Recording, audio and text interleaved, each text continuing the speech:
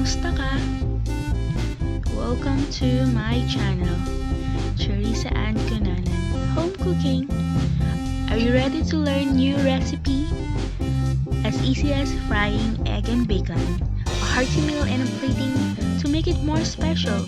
Learn to bake cookies and yummy cakes. Let's cook and bake with a happy heart. Please like and subscribe and turn on the notification bell. Smile is free! Tara, simulan na natin!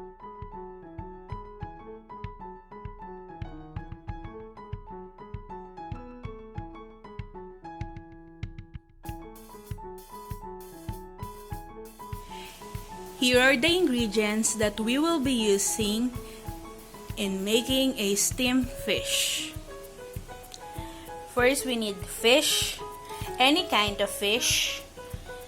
For this one, we use a tanige fish. Next, we need a garlic. So maybe 8 cloves of garlic.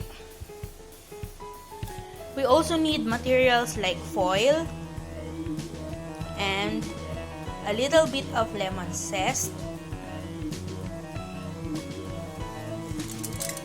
Next, here's the lemon juice, pepper, basil, and salt. We already put the salt, lemon juice, and pepper on our fish so that the fish meat will absorb all the juice and the steam will be flavorful. I did it an hour ago so that when we steam it, the juice already within the fish. Next, we also need tomato. Optional if you want to put some cucumber and celery. You can change it into a onion stalks if you want. Then the most important ingredients in our steam is the ginger. So maybe a 2 thumb size of ginger and 1 medium-sized onion. So we also need a foil where we're going to put the fish and a steamer, of course. So let's begin. So we prepared the foil. And then our fish, we will put the fish here. Okay. I use only 2, but you can do more. And the lemon zest is already here. Ayan. Para ma-absorb niya rin yung lansa, matanggal ng konti. Next, halo-halo lang to. We will just incorporate everything and then we will steam it. So,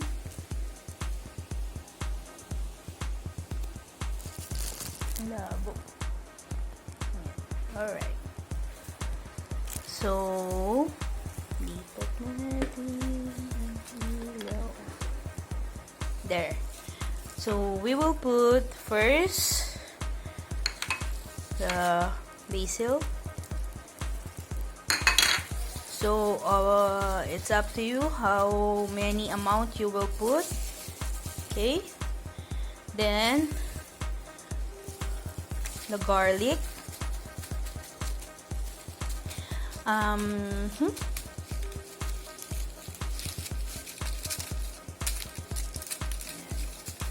So, let's put below and above. And then our ginger.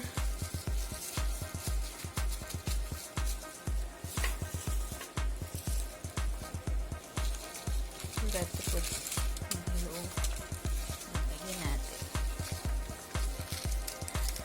So this is my kind of steamed fish. So optional if you want your own version, less onion, less ginger, less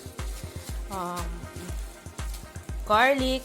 It's up to you guys, but for me, I want this much so that the fish will still be flavorful.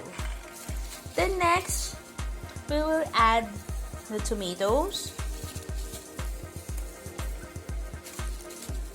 So maybe we'll just use 4 slices.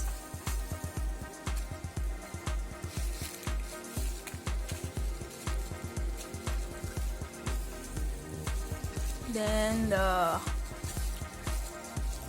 celery and the pipino. Yan. Halagay na natin so that later it's so yummy. Okay, so let's add the lemon juice.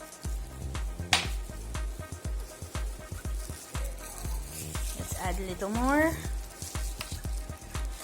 Though we already put some lemon and salt and pepper. Yeah. So you can add also a pepper at the top. Sorry, that's salt. And this is the pepper here. The top. Okay? So, let's steam it. Oh, by the way, we will close it first. So, yan. Hindi na natin siya lalagyan ng sabaw or whatsoever. Yaan natin siyang steam. Okay? So, okay.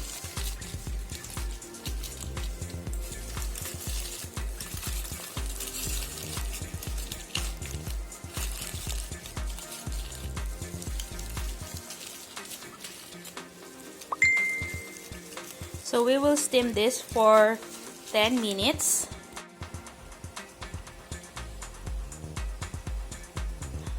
Okay, we already put the water on our casserole. For this water, I didn't put in the ingredients.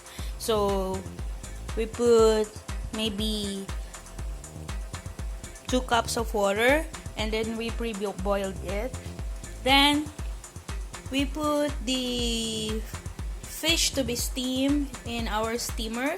And now we will put it here. And then cover it and wait for 10 minutes or 15 minutes, 10 to 15 minutes, it's up to you, but just check it, and then 10 minutes will do, I guess. So we'll see later. Okay?